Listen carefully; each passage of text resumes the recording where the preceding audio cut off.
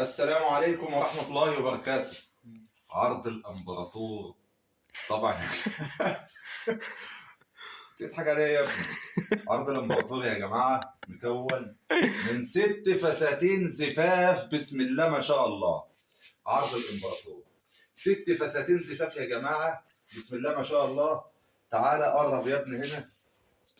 6 فساتين زفاف عرض الامبراطور.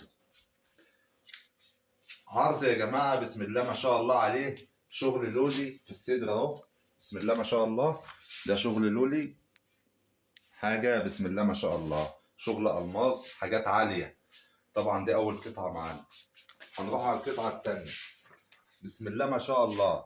شغل لولي برضه، بس ده مختلف عن ده. الشغل مختلف عن بعض يا جماعة. الخامة مختلفة، الموديل مختلف. 6 فساتين ب6 موديلات ب6 خامات مختلفة.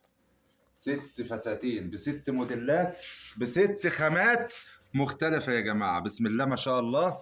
زي ما انتم شايفين، حاجة بسم الله ما شاء الله. 6 قطع دول ب3000 جنيه بس. الستة ب3000 جنيه بس يا جماعة. أنا بقول لكم إحنا لسه بنصور، عشان في ناس بتبقى عايزة تعرف السعر في أول اللايف، فإحنا بنقول ال6 فساتين دول ب3000 يا جماعة. 6 فساتين ب3000 يعتبر بتمن قطعة زي دي يا جماعة. العرض كله يعتبر بتمن القطعة دي. العرض كله ب3. أي قطعة من دول لوحدها تسوى 2.5 3 يا جماعة. طبعا زي ما انتم شايفين بسم الله ما شاء الله.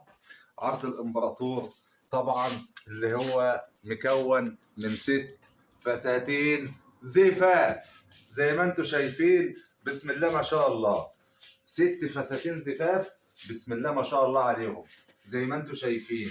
هنجيب تاني، هنصور من اول وجديد فستان بفستان، علشان طبعا حبايبنا، الناس حبايبنا اللي بيشوفوا دلوقتي يبقى ايه، يبقى الشغل واضح لهم. طبعا يا جماعه انتوا شايفين 6 فساتين زفاف بسم الله ما شاء الله، زي ما انتوا شايفين. حاجه بسم الله ما شاء الله خرافه. 6 فساتين ب6 موديلات ب6 خامات مختلفين. حاجه بسم الله ما شاء الله يا جماعه عليها، زي ما انتم شايفين. حاجه بسم الله ما شاء الله. القطعه دي الشغل بتاع صدرها هندمت على فكره. القطعه دي طبعا زي ما انتم شايفين يا جماعه، مفيش فستانين شبه بعض في الخامات ولا في الموديلات. كل قطعه ستايل، كل قطعه خامه، كل قطعه مختلفه عن الثانيه.